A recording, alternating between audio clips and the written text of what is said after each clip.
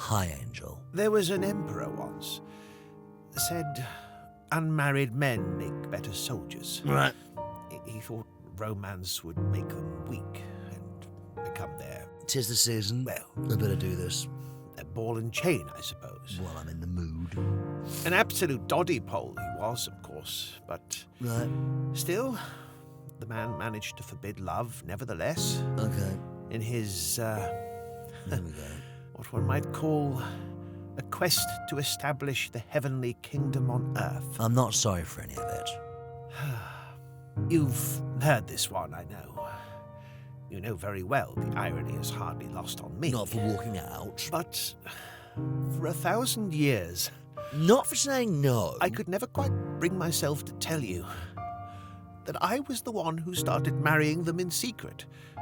Against upstairs policy, obviously. And definitely not for seeing right through their ridiculous ruse when you obviously haven't got a single clue. Perhaps I was too foolish or too brazen for indulging in hope. Or just wishful thinking that maybe love doesn't make all soldiers weak. Not for that kiss. Well, it all ended in tragedy anyway. A boy lost his head, and his young lady, well, her suffering didn't end quite as swiftly. We needed to stop dancing around this. Whatever this has been for 6 godforsaken millennia. Looking back now, one would think that was what we were. An angel and a demon on Earth, between wars, hiding away in secret. And perhaps we could stay there, safely, in the little fragile corner of the world that we had carved out for ourselves. Godforsaken. Yeah, that might just be what this is. Godforsaken. But then again, those soldiers were never offered quite what we were they? We were offered safety, and you threw it away. We could have stood at the feet of the Almighty, clothed in righteousness and all that is good. We could have looked those nasty angels in the eye and smiled. We could have been there, with you, restored to everything they took away from you. We could have been safe. We could have... No, I knew it wasn't a good idea. Even as I was thinking about doing it.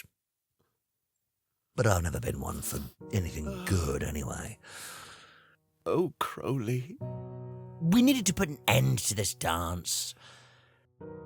It needed a name, something loud and something you can't ignore and let fall into a dark pit of complete oblivion where it would forget its own name and where it's been, and I don't need your forgiveness, I don't... But you cried. I kissed you. And you cried.